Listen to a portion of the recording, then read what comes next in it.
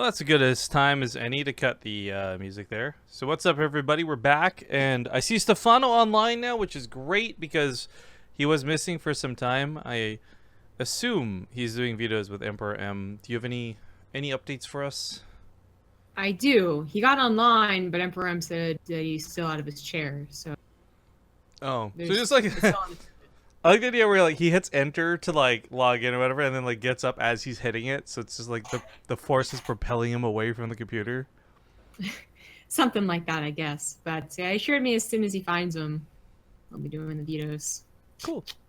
So yeah, Stephano versus MperorM will probably follow the winner in the group because they'll play against either Daishi or Elroy.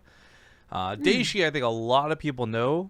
Elroy, you only know if you confuse Korean pop star singers with Backstreet Boys very easily.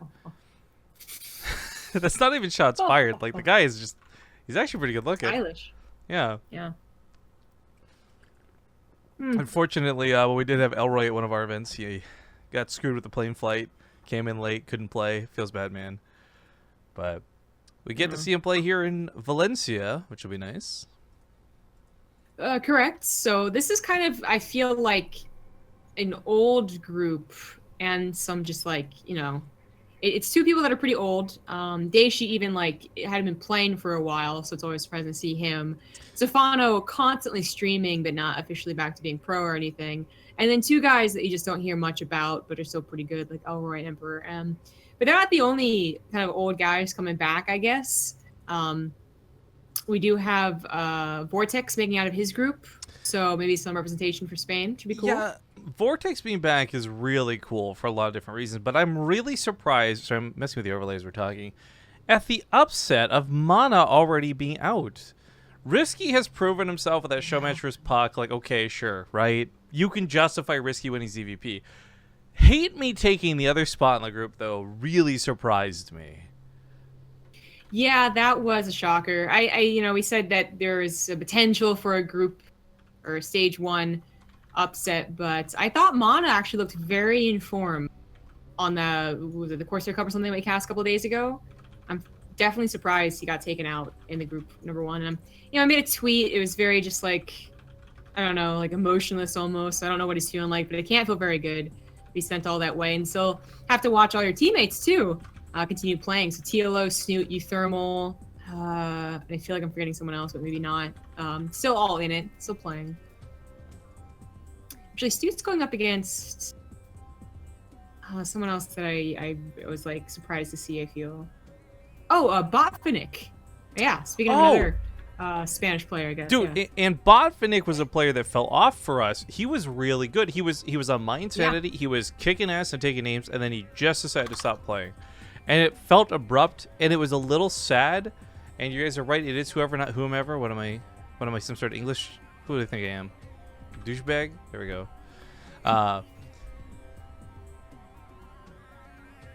Did I write him holds the title? No, I didn't. Did I? You're just nailing it today. The title. Yeah, no, that's good enough. I'm not going to touch it. Screw you guys. But yeah, Botvinnik. That's cool to see for real. But I see you're in a lobby, so let me join off you so we don't waste too much time as we get into the first best of 3 for Group Stage 2. Yeah. Also, while we are waiting for our players to join the lobby, it is worth noting that the official StarCraft stream has started. So I absolutely love you guys. Thank you so much for being here. I hope you will stay here or multi-Twitch us at the very least. But if you are going to take off, please hit that follow button before you do. But go ahead on over to the StarCraft stream if you want to see the main cast over there. It's going to be DNS versus Soul. Soul is a very talented Polish Terran player who came to Gameland just 2 weekends or 3 weekends ago? It was so recent. 3 weeks? Yeah, something like that. So we got to see him play a little bit over there. He plays in online cups pretty regularly. DNS is a pretty talented Protoss French, I think, player. That should be a pretty good matchup. They picked a good one for the mainstream, but we lucked out because they left Stephano and MperorM for us. I mean, at this point in time, it's really difficult to not have like a decent game. And then the next stage is just going to be like, you're not really going to be able to go wrong. People are going to be multi-twitching all over the place with like 7 different community casters. That's when it gets really awesome. Well, it's really awesome when you're here on BaseTradeTV. So I don't know if we get more really awesome. Hey. But ladies and gentlemen, welcome back. We get back into the thick of it, casting WCS Valencia. Spawning here in the top left, we have the blue Terran. It is, of course, MperorM, who I think we just recently saw in the, I want to say, the Corsair Cup not too long ago. Did we? I might be mistaken. In the bottom right, as the pink Zerg, he is Stephano. Well, I don't blame you, because I feel like we've had an odd influx of European Terrans, which are usually very, very rare. But for some reason, they just, the qualifiers that we had in the Corsair Cups have been showing up again. I want to look this up, because if he is who I think... I swear he played in something we did recently, but maybe I'm crazy. I mean, he might have played in it, but No, I don't he remember was casting him. There we go, but it was that game versus Nerazim, if you remember. It was like the very first one of the day. It was weird. They were like well matched for each other. Like it was kind of dumb too at the same time. Okay. It was. I bring this up not for any other reason, just to add context that this is a guy who has played in cups. He's pro as much as you want to find that definition of it, but he is coming up against Stephano, who, okay guys, we get it. Stephano, he like technically retired, but he still streams and he still plays all the time, and he's still really good. Yeah. He's really good. Like, whenever he puts in effort, and it seems like he's putting in a lot of effort every single time in the tournament, whenever, like, Nation Wars, a lot of WCSs, you hear everyone say, like, no, he put in, like, a lot of work. He's top GM again. And everyone gets really hyped, and then he appears in the tournament and doesn't show up in form, and even he will say that. Well, so that's what I find interesting about Stephano, because even when he was at his peak in the most hardcore way he could be, he still would take things very lightly. He's got a lot of natural talent, is the truth of it. There's not a lot of other players who do. Like, Stephano's a guy I don't think needs to practice to perform well to beat 90% of the players out there. But if you want to beat that last 10%, like folks who are competing at Valencia, you really got to put the work into it. So, at the very least, we know he's playing a lot because he's streaming a lot. So, hopefully and ideally, that's more than enough practice for him. I think taking on MperorM is not at all out of the question. It's about the opponent he'd fight in the winner's match potentially afterwards. And I think Daishi is in the same spot that Stephano is, right? Not pro, not hardcore, but still plays the game well enough despite not regularly competing. He doesn't regularly stream either, so I feel like Stephano might be just playing more straight up. More consistently over the, last 6 months at the very least, since Daishi has really stopped playing. But we'll see what happens if that is even the finals. Like, especially when I give it to Stephano because he is like a natural talent and he does play a lot. He also makes these huge mistakes, like you can bring up Nation Wars again, right? He doesn't even have score crawlers or an overseer at the timing of a DT rush that he like knows is coming. Like, that's a huge mistake that I don't even know what you chalk it up to. He doesn't appreciate that he did that. But then what else? What else is there? He messed up. So for me, not to disregard the other players, I imagine it's going to be Stephano versus Daishi just based on prowess. But I would love if this was actually the reverse. If it was like MperorM versus Elroy or something really weird like that. I honestly wouldn't be surprised. Like, I'm not going to be shocked. If this was 2 years ago, that would be absolutely shocking. But I would not be shocked. I really want to see what this game looks like. I would love to see what Daishi's game looks like too, just to see how informed they are. Like, what huge mistakes are they making, if any, or if it is just kind of a solid play overall. Yeah. Okay, I don't know whatever I was going to do with these Marines. Not much. He also failed to get the Overlord too. He was kind of chasing that around a bit. Wasn't sure if he'd lift a barracks to catch it or something, but getting an SCV killer too, but also the one that could have supply blocked MperorM. This is going to be annoying. 46 out of 46 is not a number you like to see. No. No, MperorM's actually messing up his build quite a bit. Like, even without the delay in that supply depot, this is the most crucial supply block time of the 2-1-1. You gotta actually be building a second supply depot already. So, well, it will get on supply block, don't get me wrong, but it's continuous supply from there. And he's adding in Hellions.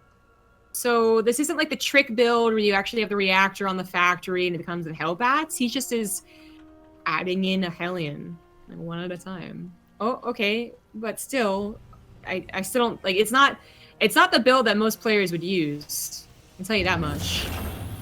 But he is getting an armory. Okay, now realize. Okay. See, okay, I'm pretty sure most of the. Right, but most, I think, of the Terrans, so what he's doing, I guess, is like delaying this push, whereas I think other Terrans would use the build that automatically, like, it actually puts the reactor on the factory and doesn't swap. So you start building Hellions all the time and only one medevac at a time. I do wonder if any of this was consequence of that minor supply block messing up his timing, and that's his thought process of playing catch up. Could be, but it's still like I think the same effect. This time it's not the very first push that surprises you. It is the second push that surprises you, and I think Stephano is still going to be surprised. But I'm worried because he should be getting a Roachborn soon. He's getting +1 missile attack. Oh, and he has so many queens too. He might just be fine because he'll have the tools necessary without even knowing that he needs them. Well, I think okay, it was one or he's a Bailey Nest. Why is he getting +1 missile? for his queens, obviously. Hello. It might be for the Hydras later on, although I could have sworn Zergs do melee. Look, I want to believe it's queen. Okay. No, you're right, because a lot of the times we see it, it's more about the Lings and the Banelings than the Hydras. So range upgrades are a little bit odd to see. I'm not going to disagree there, but I actually really think, jokes aside, for the queens, it's a huge asset to have, especially here when you're trying to fend off those medevacs. Well, either way, whether it was going to be a Roach Warren or a Baneling Nest, it would have been much more ideal to have it already ready to go. Now he's going to have to not go into his Lings, let his Queens take as much damage as possible, while potentially buying time for Banelings. Oh, one of those queens gets absolutely wrecked. Drones are put a little bit late to the party. Lings are still running around. I mean, he's been doing a good job dodging out the Hellbats, and now those are mostly gone, so gets in there, but it's still just, I think, a lot to deal with. Transfuse is going into the queens. No focus fire on the medevacs is a big problem for Stephano. He dealt with that surprisingly well, though. That attack even had combat shield. But for now. I think it deals with it. Okay, I was worried that the mineral lines might be a little bit too good for those Marines, but ooh, gets the medevac with all the Marines inside of it. Nice snipe here for Stephano. That was about as calm as you could get without having Banelings, I think. Like, he kind of, every so often baited with the Lings, so his queens weren't being targeted. The drones weren't really targeted either. 8 of them went down, which wasn't too bad, but it wasn't the slaughter it looked like it was going to be. And the queens lives. Like, 8 queens, if they deal damage for 30 seconds, believe it or not, they'll kill things. And I feel like that's what happened, just with a very minor help of Ling support. So, all right, the game continues basically. Stephano, is 4 bases. He's going up to his Hydra list end. Those were the upgrades for the Hydras. Although, we'll see how this works out. I guess the logic is Banelings already do a ton of damage with or without the upgrades, so maybe it's like the splash, but it's enough that, like, seriously, 1 or 2 spines with +2 would actually execute, whereas otherwise they wouldn't. Yeah. No, like, I don't really mind that this is the difference. I know that it is different, but I don't mind it, shots. Right? He's trying to bait out the shots. He does clear for the Widow Mines, or clear the Widow Mines for the Banelings, but ooh, that one gets a really nice hit. 21 kills on that one shot. Yeah, that was pretty good, but at least he denied it. So cleans up the Widow Mines, and he doesn't have to worry about further attack, as MperorM kind of went super greedy behind all these attacks. Like, his upgrades are late, which sucks, but he went for a 3rd base, and a 4th base is already done on location, turning into a planetary. Why is there a 2nd layer on the way? There's not. What are you talking about? I didn't see anything. Maybe he meant to get avoid speed or something. Okay, well, question marks over there.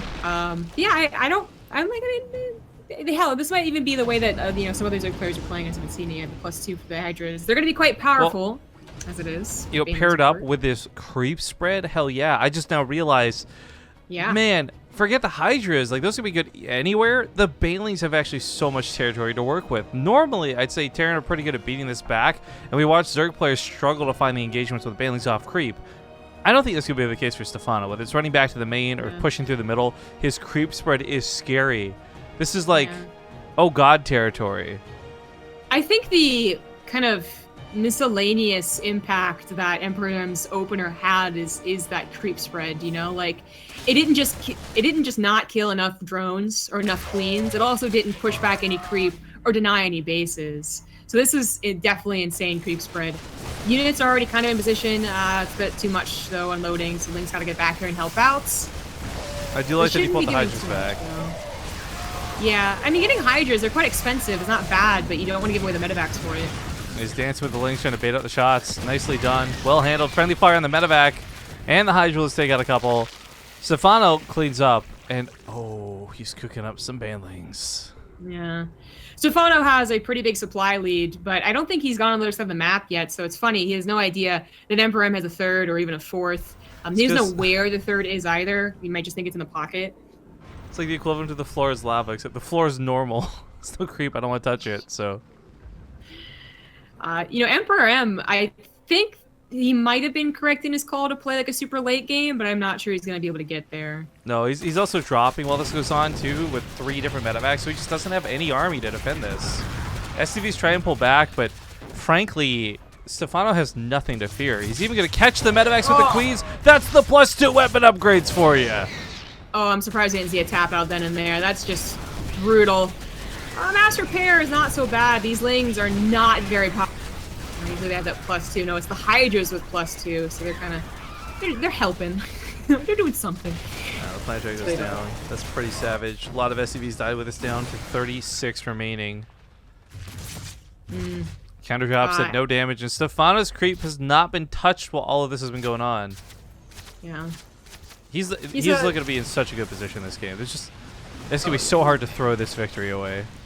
He's absolutely winning. This should be the final battle. Nothing to save these units. No medevacs. What am I talking about? Burrow. GG. Game 1 gonna go to Stephano. This is really cool for me, by the way. So, just a total personal side story. I don't even know if you know this one, Zombie Grub. Back in the day before BaseTradeTV existed, we worked with a channel called ZeekTV. But anyway, ZeekTV was the first time I got to cast a DreamHack, and it was a group stage, and this is back when StarCraft is closer to its heyday. So we're like a community cast, and it was the first time I ever saw 10,000 viewers on a stream I was working on. Was Stephano versus somebody, I don't remember who, but it was Stephano. So back then, I didn't really appreciate who he was. I was still new to the StarCraft scene. I didn't really know much about what's going on. So it's really cool to be like, and it was Valencia too, by the way, which is why I bring up this story. So fast forward 4 or 5 years later to today, and here I am casting Stephano and Valencia again. I'm particularly enjoying this. It's a cool story. It's not 10K, and I'm not showing my nipple getting warned on stream, but Okay. I don't even remember the last DreamHack Valencia, but I know they've happened. I don't really remember the names. I don't really remember anything about the ones in between. It's just, for me, that was my big marker. That was the first time I saw 10,000 viewers on a stream I worked on, right? So, like, that's what stands out to me more than the Valencia part of it. Yeah. 2K greater than 10K. You know what? I would agree with that, because those... Of the 2K people watching right now, we got subscribers, we got dedicated fans, we got people that come every single day. Back then, it was a cheap thrill. A bunch of people came to the stream one time, left, and probably never looked back, right? So, I'm not even gonna... Zerg, you may be trolling or not. You nailed it, though, man. 2K greater than 10K, and I'll take it for this one. In the top right, he is down 1 game, but it's the preliminaries of the group, so he's got a lot to fall back to still. It's MperorM. In the bottom left has the pink Zerg. He is Stephano. Always loved pink. He did, not me. The color or the artist? Maybe both. I don't know him. I don't know his life. But I know that he always chooses pink for Zerg. I never got into, like... Everyone loved pink. Like, because you had the big names back in the day, right? I never got into pink. Loved Gwen Stefani and, like, everybody else. Just could not get into pink for some reason. I liked her one song, and I was really hopeful I would like the others, and I just never did. She has a lot of slow songs, too, which I just automatically dislike, but I don't even think that they're very good for being slow songs. I'll listen to some ballads, and I'll be like, you know what? I guess I understand why people like this. Not for pinks. Kind of weird. But anyways. That's my pause requested as Stephano. A little bit, yeah. It's weird. I don't know if Stephano and Scarlet have played each other. They must have. Because they had peaks at the same time, but I don't remember. But I know that both of them always choose pink as their color. So I don't know if you've seen it in co-op. Stukov, no, is it Stukov? No, somebody in co-op gets like a really hot pink color, like one that's not available. Yeah, I don't remember who it was either. Maybe it's Stukov. I don't know. I think it was I think it's Kerrigan. I want to say Kerrigan. Anyways. It'd be cool, like, you could have, like, the super hot pink versus pink CVZ. But all you'd see is purple anyways, because you know there'd be creep spreading, right? That's true. Or, what it was, like, Annie who thought there was, like, some different color, like, gray or something? I don't remember. Oh, yeah, Annie thinks, that the creep is gray. I was like, what? Well, she's not wrong when you look at it, but on the mini-map, it's absolutely purple. No way, this is totally purple. Kind of gray. Okay, chat, real quick. 1 for purple, 2 for gray. Let us know. Oh boy. Oh wow, that gather bot. That gather bot command is awfully coincidental. 20 page Parados is stupid, written by Sasha. Spelled incorrectly. I don't remember how to say her last name. Written by Scarlett. I always like to think her last name is Hoytston. Oh, that's what I'll do. What were the choices again?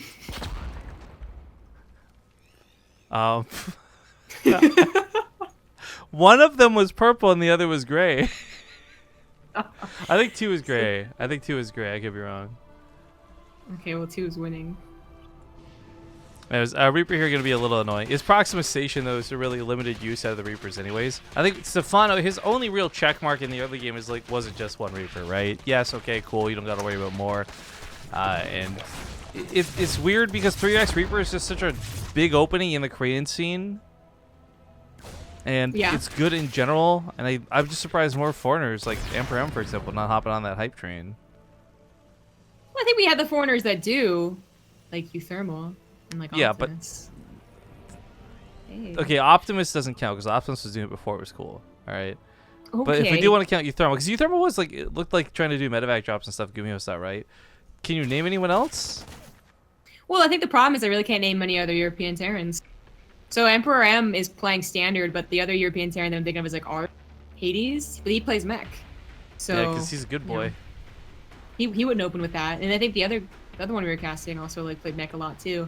Basically, I can't think of a lot of people that are even open for the availability. Whereas the Korean Terrans, you know, they're like a cult over there in Korea. Of course, they're going to be all playing 3x Reaper. Ours, aka Hades, I like to imagine him as like one of those guys from Mad Max, spraying the silver spray paint in his mouth as he marches across the map of the Hellions, like, I die, I live, I die again. War pups. There we go. It's a war pup. There you go. Whatever they're called. Hey, I feel like he would be like a perfect candidate for them, especially the way he plays. Probably. But Command Center of MperorM's in a really weird spot. It does add to the Sim City, I guess. So, over at Chit Chat, MperorM did something kind of cool, I guess. We'll see how it works out, is why I'm like guessing.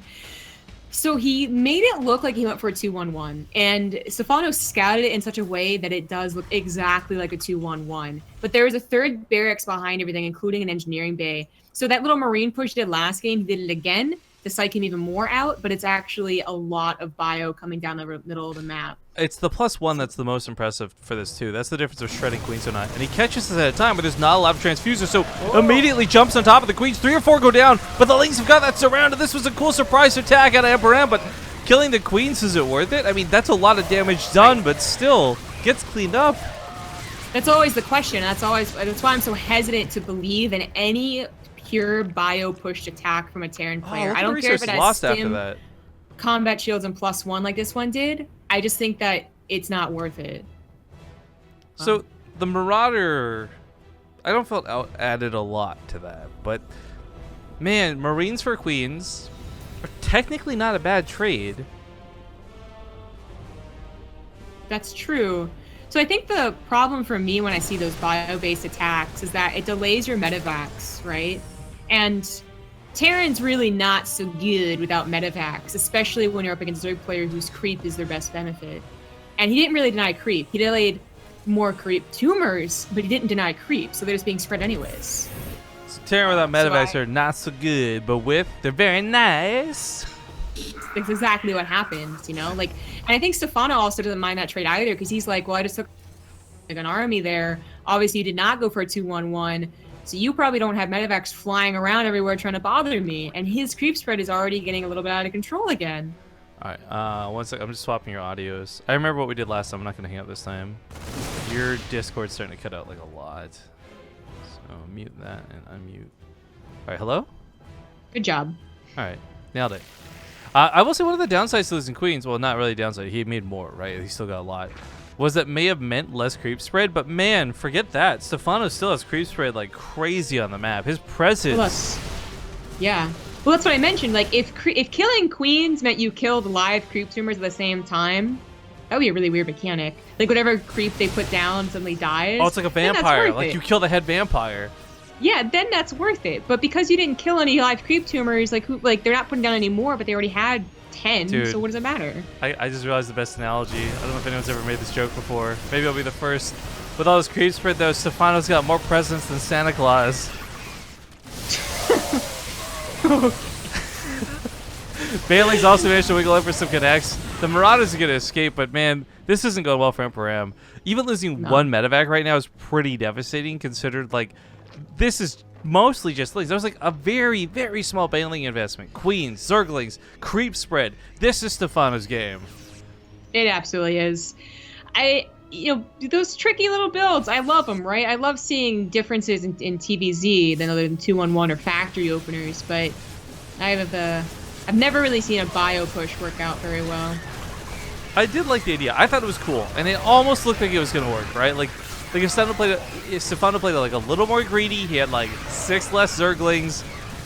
This attack's actually going surprisingly well thanks to the Marauders being as tanky as they are. But going back to that initial push, yeah, I don't know. I would have loved to have seen that like on a different Zerg player. But Queens really could have just fallen back. They continued to stay and try and fight. Most of them live. I actually think he was still moving pretty fluidly to Hydras. Losing these Queens wasn't going to be the end of the world for him. But he saw no medevacs initially. And it's like, yeah, I can whittle away at this. This is now one medevac trying to heal up an army. I'll see you in 12 years when this happens. So I wanted to talk about the Marauders too, I guess, since you brought up that they lived for so long. And that is a great point about Marauders, is that they can tank Storm, they can tank Colossus. But they all, like, I feel like I see more often just more Mass Marine, you know? There'd be twice as many units on the field for that one attack. Yeah, I mean, he's been doing what he needs to do with them, though. Like, he's been eating the Banelings, they've been on the front lines. That was a loud Marauder death. Kind of. I don't know.